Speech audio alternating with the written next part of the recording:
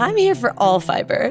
I just want people to not rely on the supplements and to not get discouraged with fiber, because I think we're learning more and more that more fiber is better. I mean, like upwards towards 50 grams, and we're finding benefits. And we know that fiber can impact, our metabolic health, our hunger hormones. It can help with balancing our blood sugar levels. If someone was listening to this and they really didn't know where to start with fiber, what is like a simple meal that they could make and put together within 5 minutes of prep time? I really like to do, this is such a basic answer, but Gabrielle, you are a gut health dietitian and also a self-confessed fiber freak. And sometimes you're a fiber fairy. yes. I think I share a lot of similarities with you. And one similarity is definitely when it comes to our shared love of fiber. Now, is increasing fiber intake through the diet one of the most beneficial things that a person can do independent of anything else? I think it's a very good start because it has so many health benefits for us. And I think it's definitely something that not a lot of us are doing or thinking about. I'm wondering if it's just because we don't talk about it as much, or if because now that I'm, gotten so into fiber, I feel like it's not that hard. But I think it might be because I'm, really educated myself on fiber.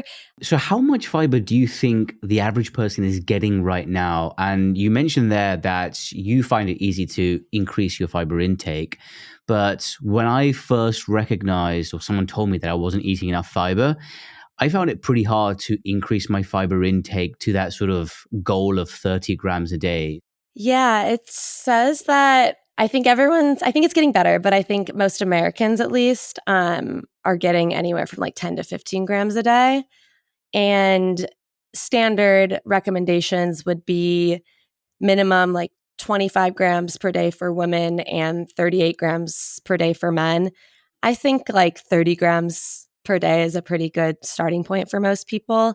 But yeah, I think it can be really hard also in the fact that people often are saying like, oh, I can't eat that many vegetables. And it's like, yeah, vegetables have fiber, but I think something that's helpful to learn is knowing that all vegetables have different amounts of fiber. So some are going to have higher amounts than others. And I like to break it down thinking about like 5 different groups of fiber. So you have like your fruits, your vegetables, whole grains are a really, really good source. So even things like bread and chips, like certain tortillas have fiber in them, crackers, popcorn's a good one. And then the 4th group would be beans and legumes. So beans obviously have a ton of fiber. Not everyone tolerates beans though. So sometimes we have to like do it a little differently.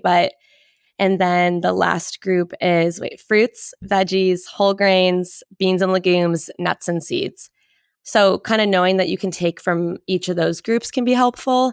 But usually, like if we're only getting 10 to 15 grams per day, getting to 30 isn't something you want to do overnight.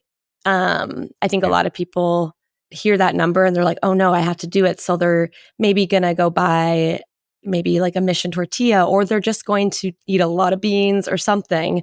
And it's going to scare them because it doesn't feel good if you're not used to it. It's definitely something that your body has to adjust to. So there's a few questions I have from that. Like, first of all, you mentioned that different plant compounds have different quantities of fiber. And I guess this comes down to just our own understanding, or the average person's understanding of what constitutes a good source of fiber. And I think that may be lacking, that public education. And it certainly was lacking for me a few years ago, because if you eat a bowl of lettuce, that's not particularly rich in fiber, but a lot of people think, hey, it's a source of greens, it's good for us, but nutritionally, it's maybe not the most replete with nutrients. It's maybe fine just as general bulk and roughage, but actually it's not the richest in fiber. Neither is potentially like a bowl of spinach. You could probably get more bang for your buck from something, a little bit smaller, like, some like a piece of cabbage or, beans, like you said, or even like chia seeds. And I think that understanding and switching from that mindset of, oh God, 30 grams of fiber a day, this means this many bowls of salads and vegetables, but it doesn't need to be about that, right? Like even a small piece of dark chocolate can push you towards a fiber goal Mhm. if you just understand the ratios and what different things, like you mentioned, all those, different categories, the beans, the legumes, the nuts and seeds, we can slowly work towards that goal without overwhelming ourselves and thinking we need to eat a big bowl of salad or 3 of them a day to get that target. Yeah. I think that's one of the most exciting things for a lot of people to hear. Like arugula and greens don't even have that much fiber, but it's every little bit of fiber counts. 2 grams of fiber might not sound like a lot, but it is when you're trying to get to 30, and not a lot of sources have, a ton at once. But then there's like, even I did a video recently and I was eating like chips and guac as a snack. And a serving of the tortilla chips had 3 grams of fiber. Okay, that's great. Plus, an avocado is super high in fiber, and that's how we get guac. So, Yeah. chips and guac is like a super high fiber snack. Like anything above 2 grams, Yeah. and I say go for it. Like, you know what I mean? You can just add to it. You mentioned there that, say we have that target of 30 grams a day, and someone who's chronically on a low fiber diet, so maybe some guys eating 10 grams of fiber a day, not to go to 30 right away. What is the reason that they shouldn't go to that high level straight away? What is going on in the gut on a sort of physiological level that could cause problems if they go up the fiber scale too quickly? Yeah. So fiber, people always are saying, like a lot of like the carnivores and everything are like, fiber is not digested. And that's because you think of fiber as like roughage. Like we Mm, have certain foods that are going to do a bunch of physiological processes for us when we break them down. But our body, fiber is going to be in our colon, and we have a bunch of good gut bacteria in our colon that need to be fed, for instance. So by the time the fiber gets to the colon, our good gut bacteria is going to be eating away at the fiber and creating something called fermentation. Fermentation releases things called like short chain fatty acids and gas. And that's a very important process. For instance, like one short chain fatty acid, one in particular is called butyrate. There's studies on how that can help with like improving your immune system, lowering inflammation. But there's the gas component. So gas is normal, but for some people that aren't used to, certain types of fibers, for instance, that can cause a lot of bloating and upset. And when you increase your fiber, a lot of us are already dehydrated, and then we get fiber into the game and we aren't really thinking about drinking more water. Fiber can kind of just sit there if you're not drinking water in order to get it through, because it can also like form a gel in your gut. So it can kind of just, if you've ever seen like chia seed pudding, it's kind of like that, but like in your gut. So you want it to have somewhere to go. And without water, it's not going to go anywhere. So you're kind of just adding more stuff to your gut, and it's doing all these things like creating gas, but it's just sitting there, and it's like, what do I do now? So it needs a little help. So that really leads on to this next point I really wanted to get into. And fiber can be quite confusing, and sometimes we simplify it. And a lot of people may hear terms like soluble fiber, insoluble fiber, resistant starch, prebiotics, and all of these are different categories and sometimes overlapping categories within the main umbrella term of fiber, right? So, what is the difference between all of those things? As you mentioned, you need water. Sometimes the certain types of Mhm. fiber you'll need water, and it depends on that water to actually, activate, as it were. But other types maybe don't absorb the water and they have different effects. So if we had to break down for someone listening, what are those different types of fiber and what are their roles and examples of certain foods which we could prioritize to get those different things? Yeah, I think there is a lot of emphasis on soluble versus insoluble fiber. And I think it can get really confusing. Even like the definitions on the internet can be confusing because at the end of the day, all fiber sources, unless it's isolated in a supplement, is going to have both soluble and insoluble fiber. The best way I like to think about it is soluble fiber is going to be a lot of like the flesh of different fruits and vegetables. And the insoluble part will be like the skins and the seeds, like the outside parts.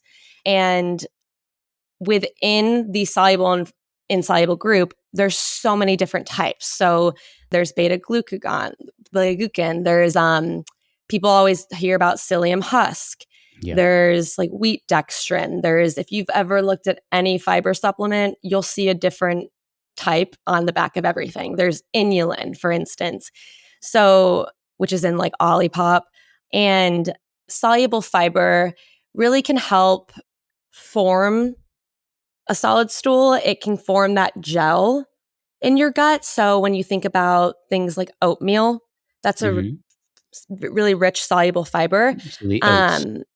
Yeah, and then it can form a gel in your gut, and it can also, there's, certain prebiotic properties to certain soluble fibers as well.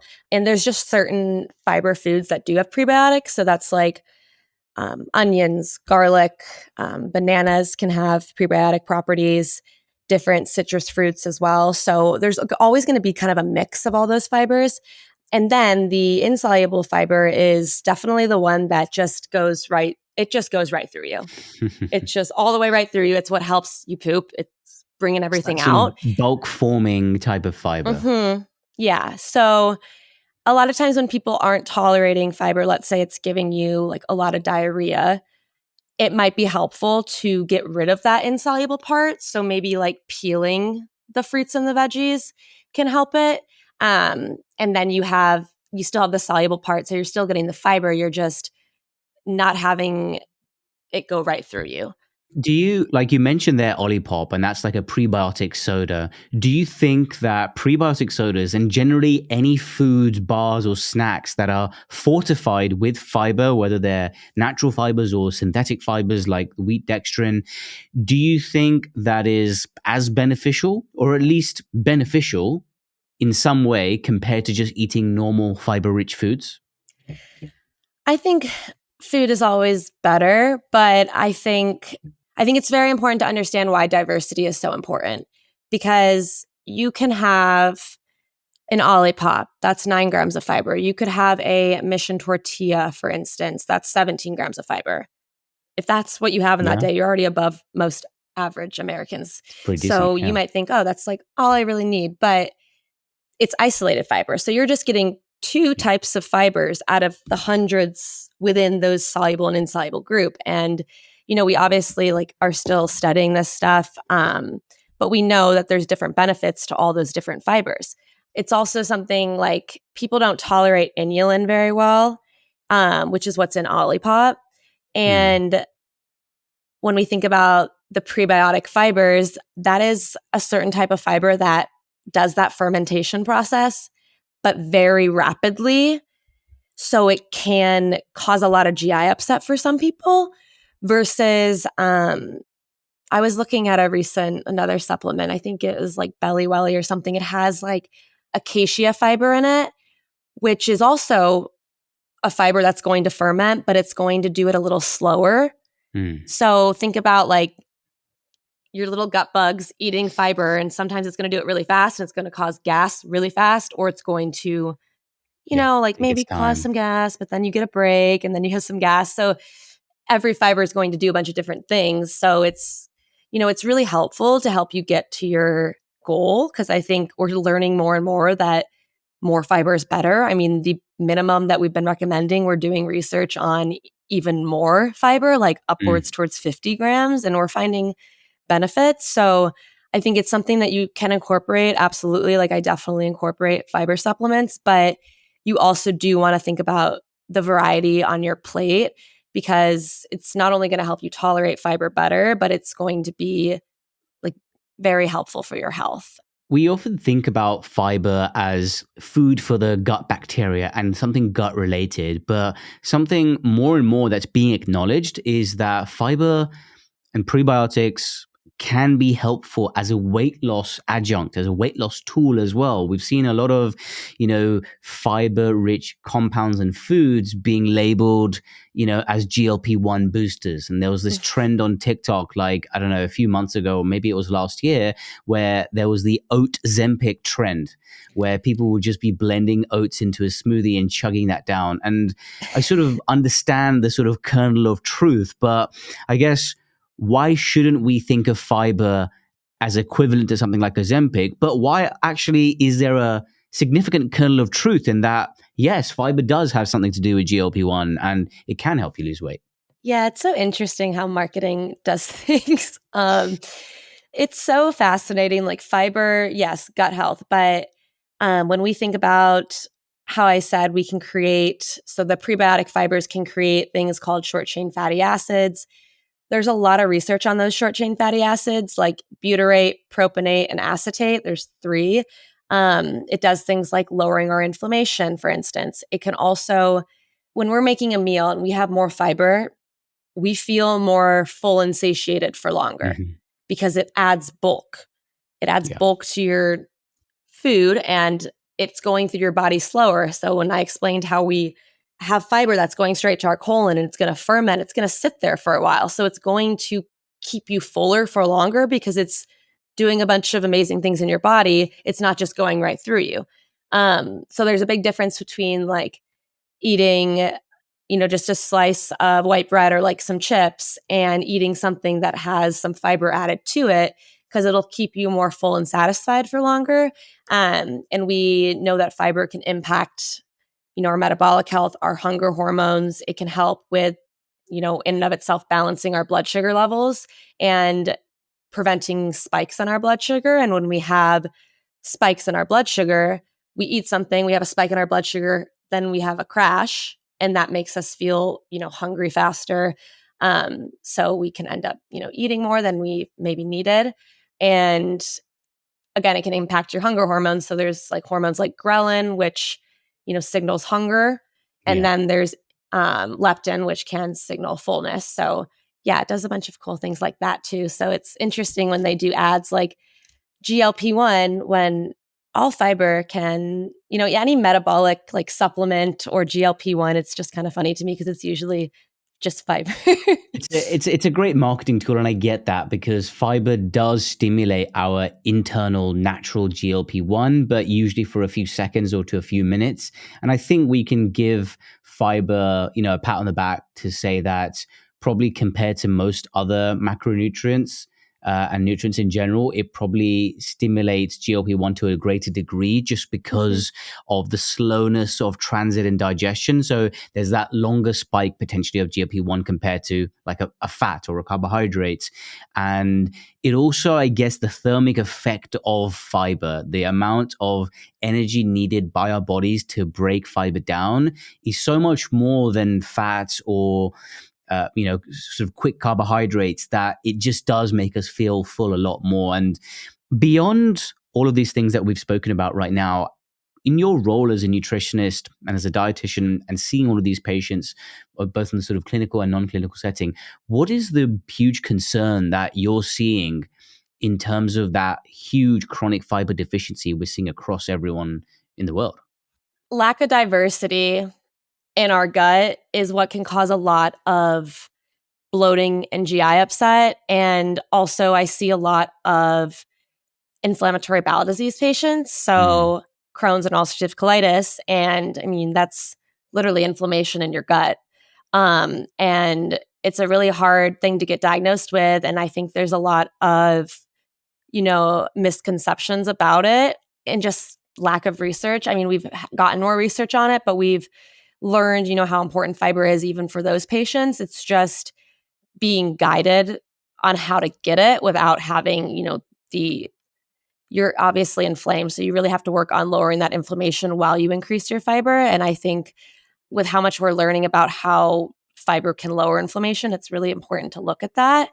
And just the lack of diversity in general makes people a lot more sensitive to certain meals in general too. So like if you're not getting a lot of diversity and then you eat something that maybe has a little more diversity than you're used to, you might end up bloated. I mean, there's like gut dysbiosis. There's a lot of like issues with that. You know, we see these reports coming out about increasing rates of colorectal cancer in young people under the age of 50. And in my time, doing bowel cancer surgery, I've seen younger and younger patients as early as in their mid-20s having pretty advanced bowel cancer. And I can't help but think that the chronic low fiber states are a major contributing factor to that.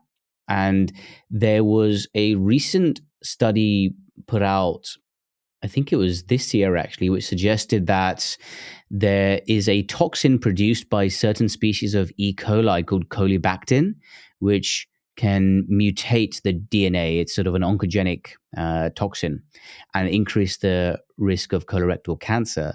And earlier, there was a paper which suggested that dietary fiber can reduce the harmful effects of that toxin, colibactin, and actually directly reduce the rates of colorectal cancer. So you actually see there this toxic compound produced by certain bad bacteria increasing the rates of colorectal cancer. And the sort of solution to that is this sort of dietary fiber. And years ago, Imperial College did a meta-analysis which showed that increasing your fiber intake by 10 grams a day lowers bowel cancer risk by 10%. So all of those studies neatly fit together to tell us that fiber is directly correlated to, or inversely correlated to, colorectal cancer.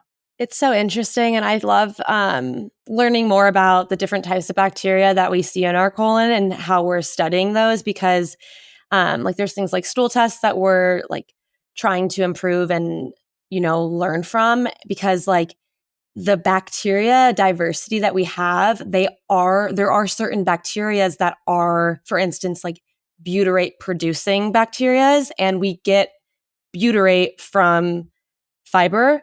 So when we see like chronically low amounts of those certain beneficial bacteria, we think, okay, well, maybe if we increase your diversity, that'll increase your fiber intake, that'll increase your butyrate production, and butyrate can help produce more beneficial gut bacteria and can also help lower inflammation.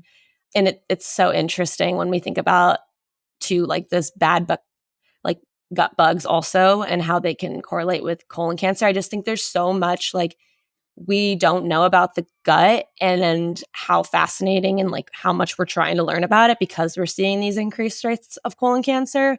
So I definitely think we have like a long way to go, but I'm really happy that we are really starting to like look at this stuff, because it is really scary thinking about how, colon cancer rates, like people aren't even really required to get a colonoscopy until like they're like 45. But now it's like, whoa, people are getting it really young, and we have to think about, common things that people are lacking. And that's one of them's fiber. So, we've discussed already on this podcast that, okay, 30 grams is like a decent target to aim for.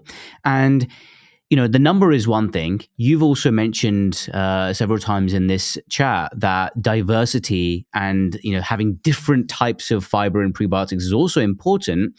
And I guess because different fibers target different bacteria, which can then produce different beneficial compounds. So we get different beneficial effects. It's almost like having different vitamins. So if you had to choose, one person's eating 20 grams of fiber a day, but those 20 grams are coming from chia seeds, different fruits and vegetables, different nuts and seeds. So like 6 different sources, versus someone who's eating 30 grams a day just from broccoli. Which is better? That's such a good question. I think I would still say the diversity. Yeah. Based on what we're thinking about in the research, because I do think it comes down to, and that's a lot of things with nutrition. Obviously, there's so much we know about the human body, but there's so much we don't know. And, genetics and chronic disease and all that, like diversity and getting, not doing too much of one thing and not doing too little of one thing is super important. So I think if you're going to think about the best thing to do for your health, it's going to be like variety everywhere.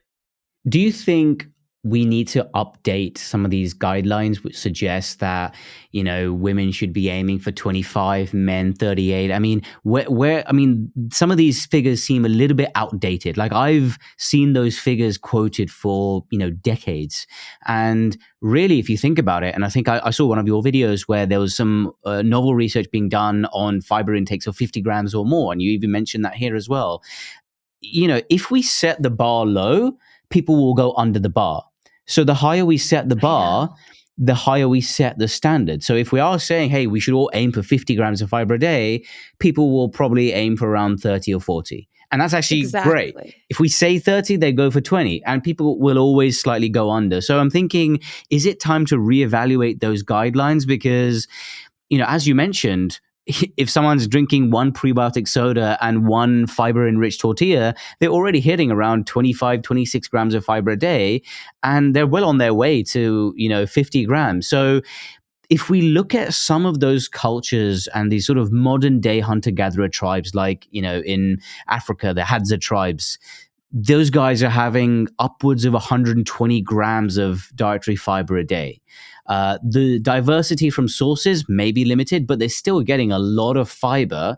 And I think there was some analyses done on their microbiomes compared to the microbiomes of Americans, Italians, and other non-tribal African populations. Mm-hmm. And they had bacterial species which weren't even present in other populations. Like, they had keystone species which were extinct in other demographics. So that makes me think fiber can actually save some elements of our microbiome from extinction and preserve some of those bacterial species. If you don't feed them, like, they die. Like, if you don't use it, you lose it type thing. So, 120 gram might be too much for most people, but that's kind of, there is no real ceiling of fiber, right?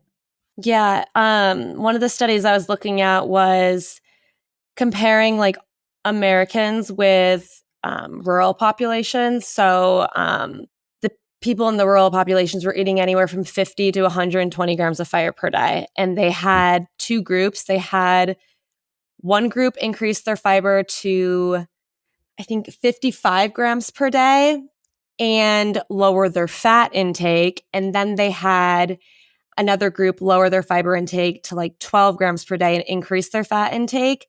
And they saw that the group that increased their fiber intake had higher rates of butyrate, for instance. And they also started seeing, for the group that lowered their fiber intake, an increase in proliferation of cells, which, obviously we don't want our cells multiplying. That's kind of where we start looking at cancer. So it's so interesting thinking about things like that. And I think that study is, and there's some other studies too, like you mentioned, that are really surprising people. So I think it's very necessary to increase the numbers. I don't really know where the guidelines kind of start, like what the rules are with that. But I think, I think especially when you think of just micronutrients in general, like 800 IUs of vitamin D, that's the bare minimum in order to not be deficient. But a lot of people need more vitamin D. So I think even with like protein and stuff, there's just a lot of things that we have numbers. And I think it's just often the number to just make it and just feel, somewhat okay. But I mean, with all of our environmental factors, and there's other things in our bodies that, people are drinking like alcohol, people go outside and breathe the air. There's other things that are contributing to our overall health that might make it harder for our body to maybe absorb certain vitamins and minerals, or maybe cause more inflammation in our body where we end up needing more fiber or more antioxidants to help lower the inflammation. So I think the numbers need to be updated, because we also have to just look at kind of how people are living every day. And it's not to say people are like, we're human, like things happen, but I think it's, compounding in our bodies. And I think it's important, if we're not getting enough good nutrients to help break all that down and support like our detoxing organs and all that, it's kind of all plays into it. If you were counseling someone that came to you, what were some obvious things that you can pick out, either in their physical symptoms in their body or even in their poop, that could clue them in to actually, your fiber intake is pretty bad. What are those symptoms or signs that you can pick out? A lot of times not having very formed stools can be a good indicator, or having to go to the bathroom really quickly after a meal, or that's really fiber rich, like it's going right through you, your body's not used to it. Getting a solid stool is really hard if you're not getting a lot of diversity in your diet, because there's so many different types of fibers. And it's really cool when I'll like work with someone, and a ton of fiber supplements, for instance, have like soluble fiber in them. But depending on their symptoms, let's say they're having like looser stools, we'll talk about, increasing more soluble fiber in their diet, but also maybe, peeling some fruits and veggies. And then maybe like one type of fiber supplement I really, really like is called sun fiber. It's a soluble fiber, but it's third party tested, really well researched, and really well like tolerable. And it'll just give someone like a very solid stool, and they're like blown away. And it's, you think about what they're missing in their diet, and you hear what they're eating, and they're eating maybe only a couple types of fiber, and then they're not having formed stools. So we really want to just increase the diversity, maybe incorporate a supplement here and there, because, not every day is the same. And it really can help bulk up their stool. Even little things too, though, like not even fiber related. If you're having like a lot of bloating and GI upset and inconsistency with stools, a lot of us too are just really, really stressed and like go, go, go. And really working on just the fundamentals of like chewing your food more thoroughly, sitting down, trying to get yourself in a rest and digest state, and calming down your nervous system a little bit before you eat can make the world of a difference, as well as drinking enough water. So I have some quick fire questions for you that hopefully give people some good actionables to take home with them and have better poops and better health in general with more fiber intake. What are the 5 groups of fiber that you'd point people towards? Okay, fruits and vegetables, whole grains. So whole grains will be things like, you can put a potato in there if you want, but I think of things like whole wheat pasta, farro, quinoa, tortillas, chips, crackers. You want to read the label to make sure there's fiber in it, but that's kind of where I'm going with that. And then beans and legumes are going to be all types of beans like chickpeas, black beans, edamame is a really good fiber source, lentils, and then nuts and seeds. So things like pumpkin seeds, almonds, pine nuts, and yeah, those are the five main groups. And is there any specific type of fiber that's preferable to another? I don't think we know that. I think you want to try to get from all those 5 groups. And something I like to think of too is from those 5 groups, when you look at your plate, just like asking yourself, what can I add? So first question is, do I have something from all the 5 groups? I mean, get at least 3 to 5 groups. And it's okay if you don't have all 5 at all meal. But if you don't, maybe say, okay, are there a couple things that I have in my pantry or my fridge that I can double up on any of the groups? So maybe you don't want a fruit at lunch or something. Okay, could I maybe add a different nut and a seed? Or could I add, maybe my plate would look a little prettier if I added 2 colored vegetables. So thinking about either adding more colors or doubling up in those groups can be a good way to get different types of fibers without really having to think about it. Yeah, tell me a little bit more about, because you've got this color chart for identifying fiber sources that you can choose from. Tell me more about the color chart. Yeah, so I think it's really important to think about different colors, because all those different colors are, going to naturally have different types of fibers, but they're also going to have different types of polyphenols and antioxidants that do different things for our bodies. So when we think about like carrots and skin health, eye health, they're all going to have different powerful antioxidants that can help lower your inflammation, make you feel good, improve your energy, and all that. Okay, yes or no, gut health prebiotic sodas? I mean, I love Olipop and like different sodas like that. So yes, but be careful, because certain carbonated drinks can make you have a lot of GI upset, and don't chug it. And yes or no, fiber bars? Yeah. And yes or no, prebiotic fiber supplements? I'm here for all fiber. I just Yeah. want people to Okay. not rely on the supplements and to not get discouraged with fiber when they try those types of things and they don't tolerate them. So I think you start with food, and then once you start to feel better, you can kind of start incorporating those things and you'll tolerate them a little better.